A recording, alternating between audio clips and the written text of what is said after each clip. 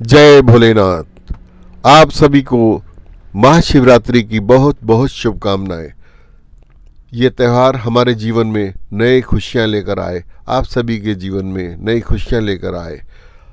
इस त्यौहार को बड़ा महत्वपूर्ण माना जा रहा है क्योंकि ये ऐसा पर्व 300 वर्ष पश्चात आया है, क्योंकि इसमें छः छः अलग तरह के संयोगों का निर्माण हो रहा है, योगों का निर्माण हो रहा है।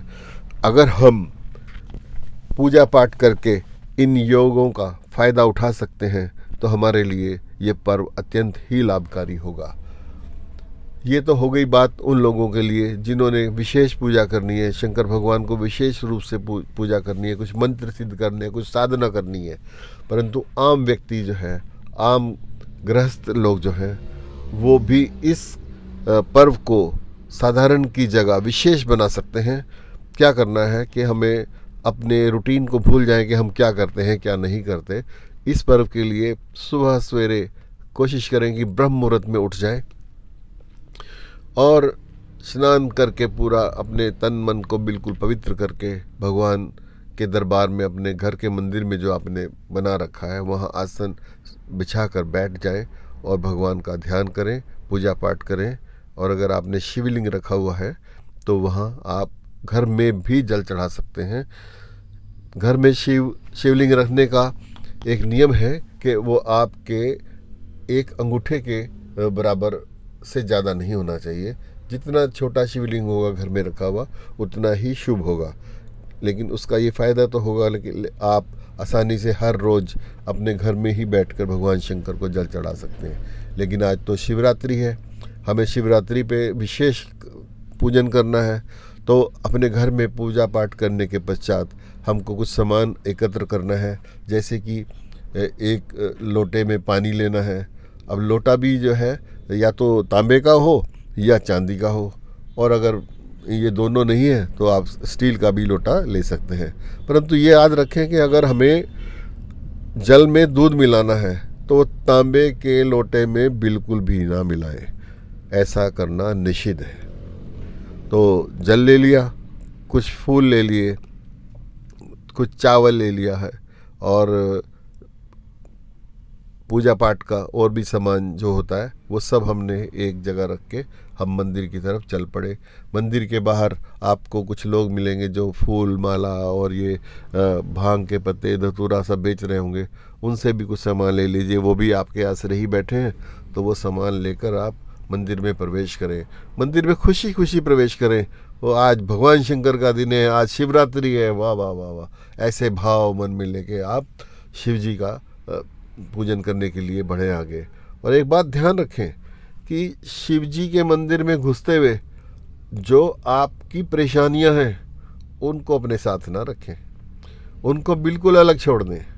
क्यों, जब शिव जी के पास आप पहुंच जाएंगे तो परेशानियां तो वैसे ही नहीं रहेंगी, और उन परेशानियों की नेगेटिविटी की वजह से आप अपनी पूजा का लाभ नहीं उठा पाएंगे, ये बात पक्की है।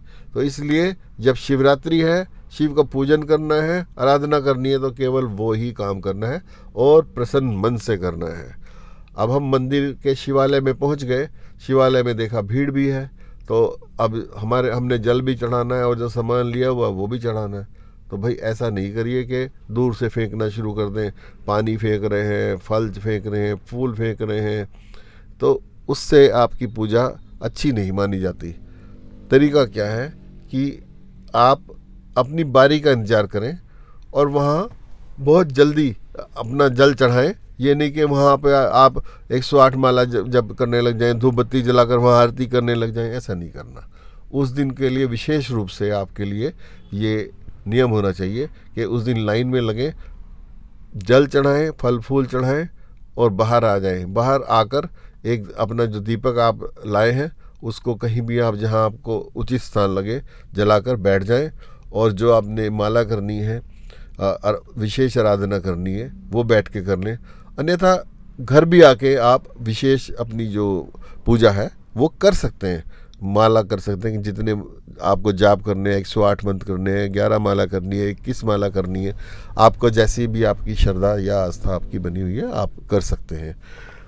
लेकिन एक बात का ध्यान रखें, मंदिर में जाएं तो भाग दौड़ से ऐसे नहीं जाएं कि जल फेंका और अर्पण या अर्पण करा, जैसे भी आप समझ रहे हैं उसको, आप आ जाएं तुरंत।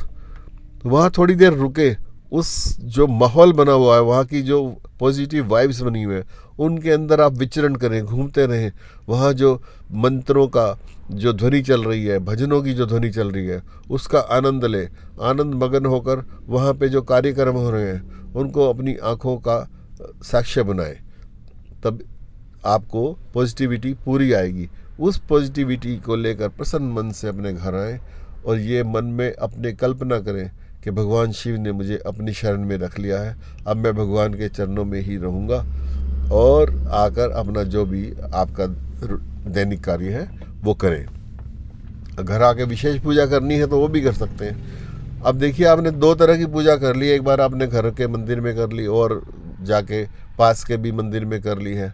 लेकिन अगर हो सकता है तो एक पूजा और कर लीजिए कि जैसे कि हर शहर में कोई ना कोई प्राचीन मंदिर होता है, उसका कोई इतिहास होता है। उस प्राचीन मंदिर में जाकर भी एक लोटा जल प्रभु को अर्पण करके आइए, क्योंकि कहते हैं इन प्राचीन मंदिरों में वाइब्स अलग प्रकार की होती हैं। वैसे मंदिर मंदिर सब एक से होते हैं, क्योंकि जिस मंदिर में जाएंगे वहाँ पे भी जो शिवलिंग होगा प्राण प्रतिष्ठित ही होगा, लेकिन फिर भी एक आप किसी मान्यता प्राप्त जो मंदिर है वहाँ पर भी आप जा सकते हैं, क्योंकि उत्सव का है, उत्सव का आनंद ले पूरा। ठीक है। और अंत में ये है कि भाई जो आपसे आराम से हो जाए वो कर लीजिए। अगर ये भी नहीं हो सकता कि हम भाई सुबह उठ नहीं सकते हैं, जल्दी मंदिर ही नहीं जा सकते हैं, कुछ नहीं कर सकते, तो सुबह जैसे उठते हैं, लेकिन ये भाव लेके उठें आज महाशिवरात्रि है और हमें शिव जी का ध्यान रखना है। तो नहा लें, या जैसे भी अगर आपकी सेहत ठीक नहीं है तो मुंह धो लें और अच्छे कपड़े पहनकर 1 मिनट 2 मिनट आप मंदिर, अपने घर के मंदिर के सामने बैठ सकते हैं तो वहाँ बैठ जाइए, नहीं तो अपने जो बेड है, अगर आपकी तबीयत अच्छी नहीं है तो वहाँ भी बैठ के आप प्रभु का ध्यान कर लें, 1 मिनट 2 मिनट 10 मिनट जैसे भी आपको लगे। क्योंकि भगवान कभी भी आपसे ज़बरदस्ती किसी कार्य की अपेक्षा नहीं रखते। तो इसी के साथ हम आपको दोबारा से फिर सभी को भगवान शिव के इस महापर्व की शुभकामनाएं देते हैं और भगवान से प्रार्थना करते हैं इस विश्व को शिव में बना दें और हम सभी शिव के पुजारी होकर अपने अपने कल्याणकारी कामों में लगे रहें। जय भोलेनाथ। ओम नमः शिवाय।